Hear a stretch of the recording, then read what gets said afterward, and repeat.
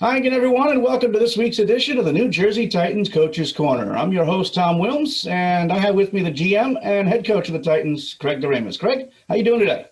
Good. How are you, Tommy? Thanks for having me. Doing well, doing well. Last week, another split, this time against Johnstown. A little bit different this time as you won on Friday but lost on Saturday. We'll start with Friday night, 4-2 win over the Tomahawks. Tomahawks score on a shorthanded goal in the first 5 minutes of the game, but Levente Karasek scores 15 seconds later on that very same power play to tie it up. How big is that goal coming so quickly after giving up that shorty?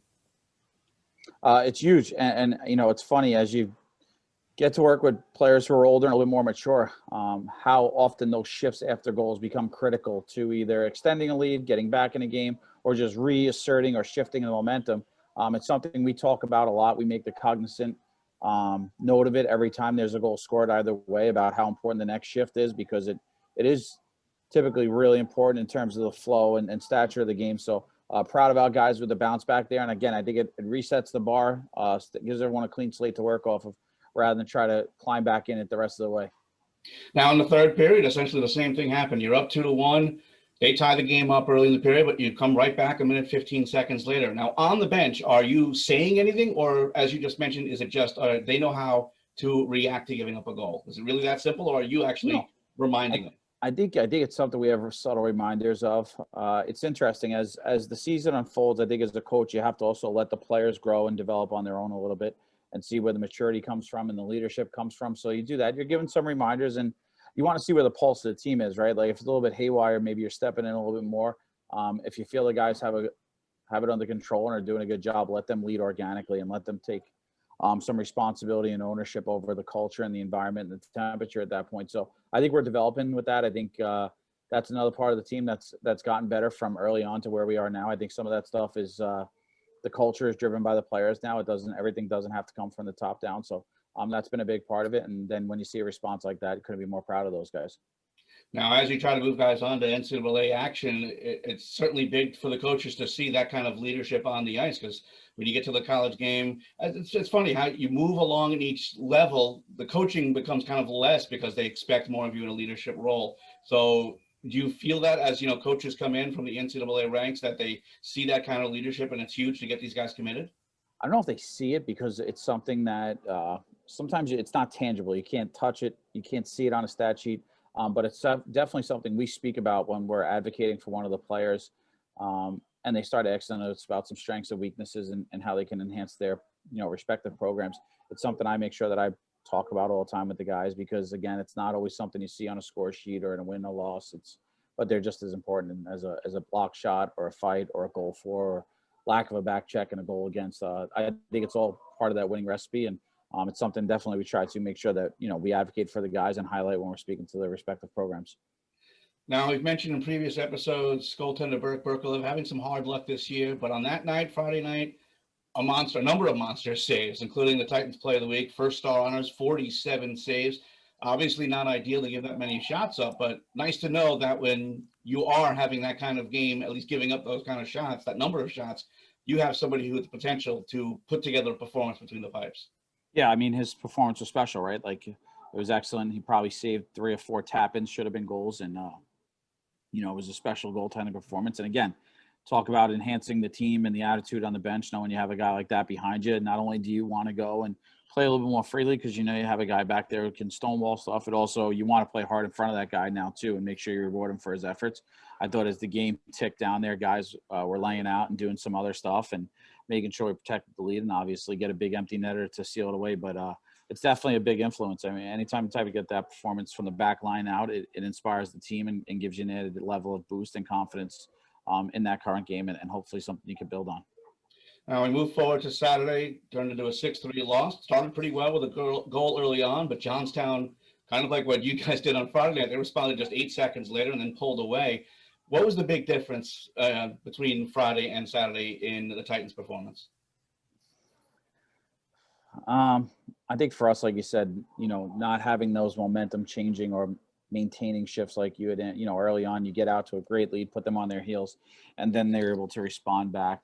Some breakdowns defensively. And while I thought we did a better job overall in terms of the shot clock and not allowing as many shots, I thought we had some critical crucial breakdowns that lead to grade A scoring chances. And then, they have they have a couple instances of some puck luck there on the first one, and then late in the second again from something from behind the net there. So a little bit of luck as well goes into that. And then, we have key opportunities to score and put the game back tight, and we don't finish, and they do. So they capitalized on their chances, and we didn't. And unfortunately, that ends up leading to the wrong end of the story there for us. Now you start Berkelev on both nights, and this is strictly a coaching style question because I'm very curious of the thought process in general when you have a goaltender playing Friday and Saturday. I'm assuming you have to kind of decide on whether you go with the hot hand or you go with the fresher goalie. Now, considering the workload from the night before, do you talk to Berkelev or Hogg in that situation and kind of gauge how he's feeling? Give me an idea of a little bit of the thought process going from Friday to Saturday and deciding who's going to play goal. Yeah, I think just how we do things is we have some dialogue amongst our staff immediately following the game, and I mean immediately, just in terms of what we're feeling gut-wise. Then we let our players go through their post-game routine. We're fortunate enough here where we have so much recovery and rehab work for them that the guys could go and address their bodies, rehydrate, get into the Normatex and whatnot. And then we had a conversation with Burke to see how he was feeling, both from a mental and physical standpoint. Everything checked out.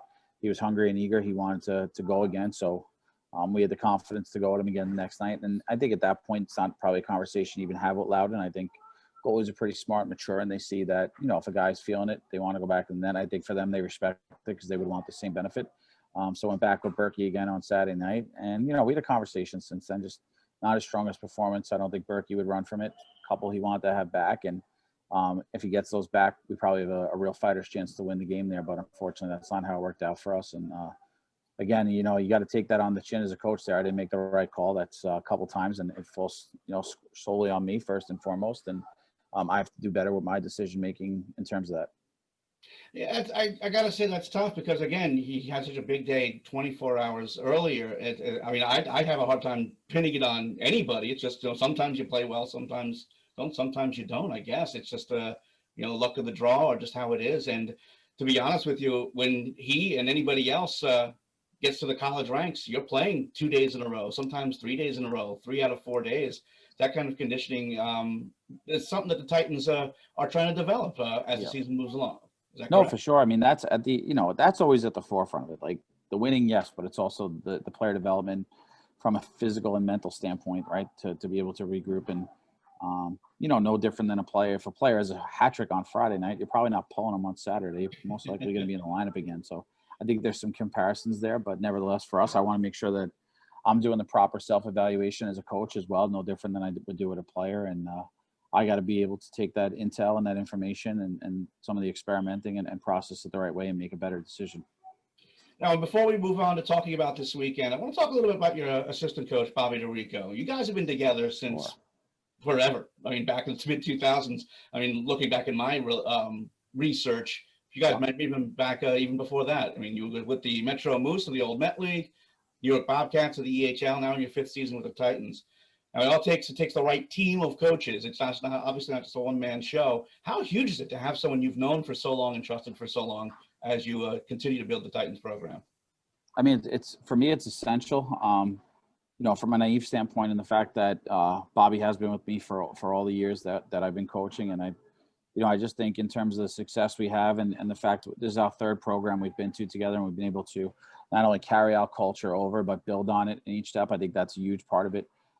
As the head coach and GM, obviously, I have different responsibility and tasks that I'm faced with every day. And to have a guy like him by my side who could basically finish my sentences and he knows everything, right? Like he knows exactly what I say and what I want. And I think we share a lot of the same values in terms of on the ice and off the ice. So it's made my life so much easier to have somebody like that by my side and not have to look over my shoulder and worry if things are getting done or not getting done. And I pretty much know that Bobby's more than capable of running the hockey team, quite frankly, on his own. It's a great compliment to what we have here, and it's made my life easier. He does a lot of things really well at a very high level. He has strengths that I'm really weak in, and I think we play off each other really well like that, and vice versa the other way. But, he's come a far way as a coach, and when he started many moons ago, he was a stat guy and just kept stats and learned and kept working and grinding. And now, he's as ready and as capable to be a head coach as anyone else there is in the country. And I think the team's really lucky to have an assistant coach and like him. And, you know, the depth we have as a staff, I think, is a huge asset to our players and our program. And I think all those guys realize it day to day. Now we look forward to this weekend in the Northeast Generals. Originally going to be played up in Massachusetts, but playing now in Middletown this weekend due to obvious reasons. Is there any real adjustment for the location change, or is it just, okay, now we don't have to get on a bus? No, I think that's it.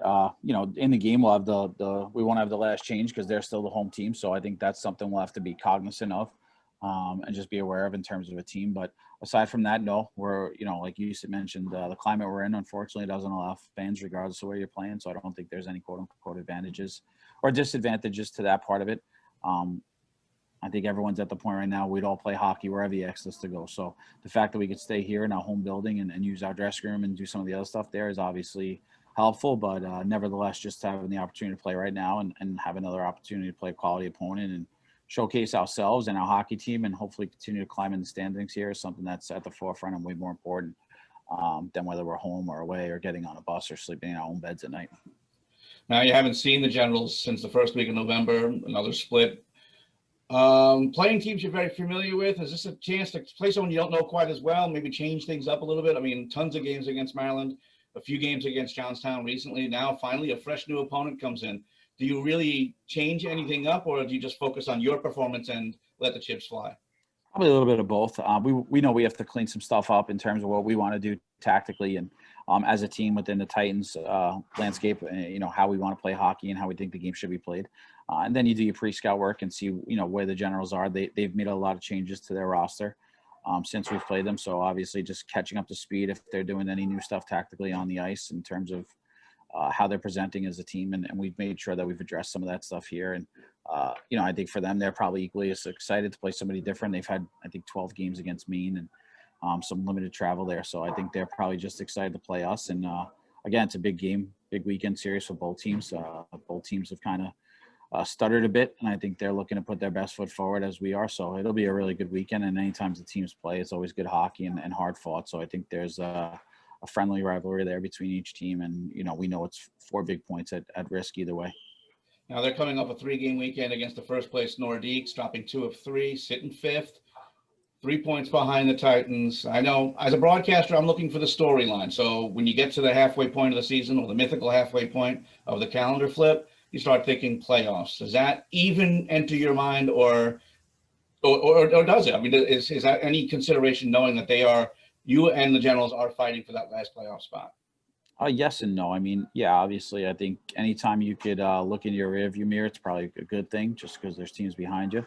But we have a lot to look at in front of us as well. And even in terms of the season, I think, you know, approximately for us, 20 games deep, hopefully another 35 to 40 games ahead. So I think it's too early to start panicking about that stuff. But obviously, you want to be cognizant of it. You'd much rather have somebody chasing you than chasing somebody else. So that's something we're aware of. We know that they're behind us, right behind us in the standings. And it's big games here for us. You want to get those season series numbers in your favor. So if things get tight later in the year, you have that in your back pocket as well. But I think for us, it's establishing a consistent brand of hockey more so than anything else. And that to me is the most important thing for our hockey team right now, is just make sure we are improving, but that we're putting a consistent effort out there in terms of who we are, how we play, how hard we are to play against. And I think we're getting there. The team's getting better. The locker room's improving in terms of every guy there is raising their level of standards and where they want to go and where they want our hockey team to go. So I've been happy with the development and growth of guys since even a month ago, never mind 3 months ago. I think we've come a far way. And I think as long as we can continue to make those same strides moving forward here over the next 30, 60, 90 days, we'll be really competitive. And for us, we want to make the playoffs. Yeah, we just want to make sure we're playing our best hockey at that time of the year, and the way we're trending, I think we're certainly looking towards that way. So just improve every day, every weekend, and hopefully start stacking some wins here. Well, that's the schedule this weekend, a little different than normal because, again, the Northeast Generals are the home team. Saturday will be an 8:45 start, Sunday at 6:15, and again, playing at the Middletown Sports Complex in New Jersey. Pre-game show 10 minutes before puck drop on Hockey TV. Craig, thanks so much for taking the time, and best of luck this weekend. Thanks, Tommy. I appreciate it. That'll do it for another edition of the New Jersey Titans Coach's Corner. I'm your host, Tom Willms, and we'll see you real soon.